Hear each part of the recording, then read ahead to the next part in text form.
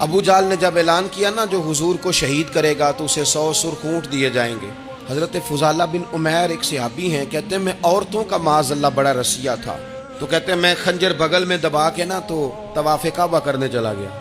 کہتے ہیں وہاں جب میں پہنچا تو میں نے دیکھا حضور بھی طواف کر رہے ہیں، تو نبی کریم نے مجھے دیکھتے ہی حضور میرے قریب آئے اور مجھے نہیں بتانا پڑا. حضور فرمانے لگے تیرا نام فضالہ ہے؟ میں نے کہا ہاں.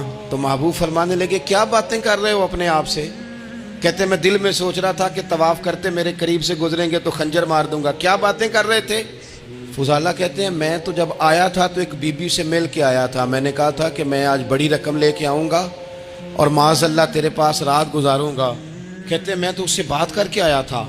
اب حضور سید عالم صلی اللہ علیہ وسلم نے پوچھا تو فضالہ ہے؟ میں نے کہا ہاں. کیا باتیں کر رہے تھے اپنے آپ سے؟ میں نے جھوٹ بولا.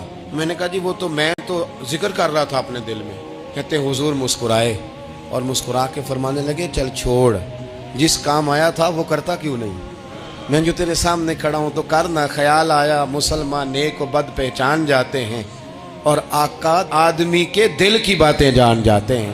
کرنا وہ کام. تو فضالہ کہتے ہیں کہ میں کانپ گیا، میرے ہاتھ سے وہ خنجر گر گیا. حضور نے میرے سینے پہ ہاتھ پھیرا، اس طرح پھیرا کہ زندگی میں اتنا سکون کبھی نہیں ملا.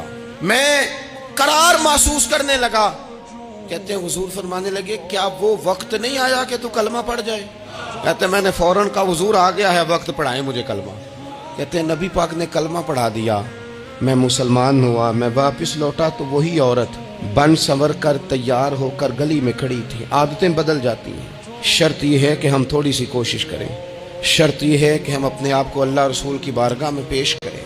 ہمیں سب سے زیادہ تکلیف میں ہماری اپنی عادات نے ڈالا ہے، ہماری اپنی خواہشات نفس نے ہمیں زیادہ آزمائشوں میں ڈالا ہے. کہتے ہیں وہ عورت بن سنور کے کھڑی تھی. جب میں واپس لوٹا تو پہلے میں اس کے پیچھے بھاگتا تھا، اب میں اس کے قریب سے گزر گیا تو اس نے آواز دی تو فضالہ نہیں؟ کہتے ہیں میری جھکی ہوئی گردن، میں سر نہیں اٹھاتا. مجھے کہنے لگی تو وہ نہیں ہے جو فضالہ ہے؟ میں نے کہا ہوں میں فضالہ، پر وہ والا نہیں جو تجھے ملا کرتا تھا. کہا تو اب کون ہے؟ کہنے لگے میرا ٹائٹل بدل گیا ہے، میرا تعارف بدل گیا ہے، اب میں رسول کائنات کا غلام ہو گیا ہوں. اب لوگ مجھے مسلمان کہتے ہیں، اب میری نگاہوں میں جچتا نہیں کوئی، جیسے میرے محبوب ہیں ایسا نہیں کوئی. کہتے ہیں بدل گئی عادت، میں وہی ہوں پر میرا لہجہ میرا مزاج ہی بدل گیا.